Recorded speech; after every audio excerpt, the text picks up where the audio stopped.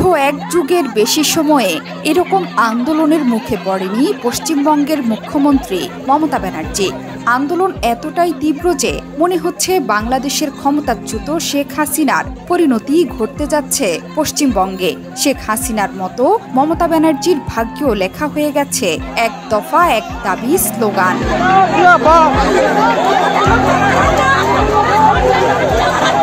বাংলাদেশের চাকরিতে কোটা বৈষম্য নিয়ে আন্দোলন শুরু হলেও তা গিয়ে ঠেকে সরকার পতনে।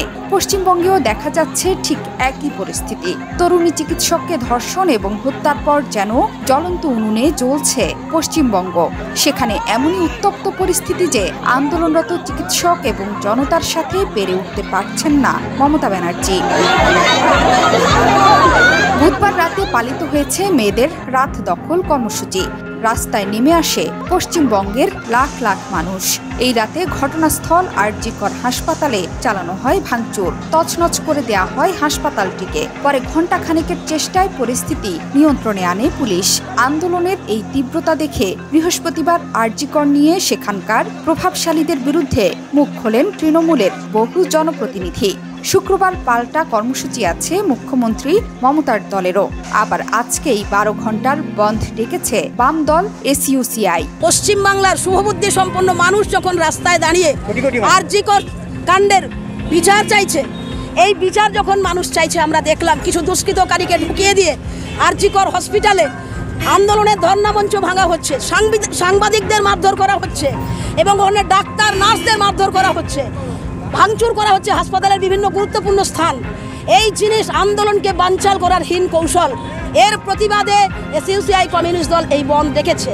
এতে আমরা দেখেছি মানুষের নৈতিক সমর্থন ব্যাপক, কিন্তু আমরা জানি শাসক দলের ভয় ভীতি নানান কিছুকে উপেক্ষা করে মানুষ অনেক সময় হয়তো পথে বেরোতে বাধ্য হচ্ছেন, কিন্তু আমরা জানি এই আন্দোলন জয়যুক্ত হবে, এই দাবির প্রতি মানুষের সমর্থন আছে।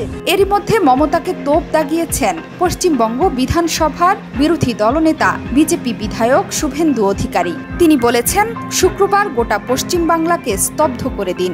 আমাদের দাবি এক, মমতা ব্যানার্জির পদত্যাগ চাই, সে বন্ধ ডেকে হোক আর আন্দোলন করে। মুখ্যমন্ত্রীর পদত্যাগ চাই। মমতা ব্যানার্জি করেছে অতীন ঘোষকে, আর বিনীত গোয়েল সব জানতো, নিষ্ক্রিয় ছিল। অবিলম্বে আরজি কর ক্যাম্পাস, যেহেতু ওখানে প্লেস অফ অকারেন্স, ওই জায়গা কেন্দ্রীয় নিরাপত্তা বাহিনীর নিয়ন্ত্রণে নেওয়া উচিত। আর গতকালের পরিকল্পিত হামলাও তদন্তের দায়িত্ব সিবিআই কে দেওয়া উচিত। আমরা হনুমান পূজার দিন হামলা দেখেছি, আমরা জানি এরা কি করে। আমি জিতেছি বলে এখানে হিন্দু লোকগুলো বেঁচে আছে, সব শেষ করে দিত।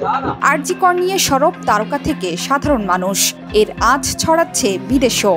এমন পরিস্থিতিতে মমতার অবস্থা মোটেও ভালো নেই, সেটা স্পষ্ট হয়েছে স্বাধীনতা দিবসের আগে দেয়া মমতার বক্তব্যেও। বর্তমানে নিজের ক্ষমতা নড়বড়ে হয়ে যাওয়ার ইঙ্গিত দেন মমতা। তাকে কোথায় দুঃখ জানাবেন, তার শান্তি কামনা করবেন, তার পরিবারকে সমবেদনা জানাবেন, তা না করে সিপিএম বিজেপি আপনারা রাজনীতি করছেন। বুধবার বেহালায় প্রাক স্বাধীনতা দিবসের অনুষ্ঠানে যোগ দিয়ে এমন ক্ষোভ ছাড়েন মমতা। তার বক্তব্য আবারও বাংলাদেশ প্রসঙ্গ। মমতা হুঙ্কার ছেড়ে বলেছেন, অনেকে ভাবছেন বাংলাদেশের মতো এখানেও সরকার ফেলে দেবে, কিন্তু আমি ক্ষমতার মায়া করি না।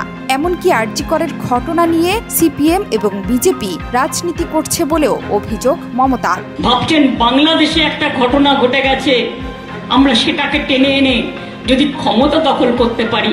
আমি বলি, আমি ক্ষমতার মায়া করি না। আমি মনে করি যতদিন বাঁচবো মানুষের সেবা করে যাব, মানুষকে জাস্টিস দিয়ে যাব। যার জন্যই আমি ফাঁসির দাবি করেছিলাম এবং আমাদের পুলিশদের দিয়ে অনেক কাজ করিয়েছিলাম। তা সত্ত্বেও হাইকোর্টে গেলেন আপনারা।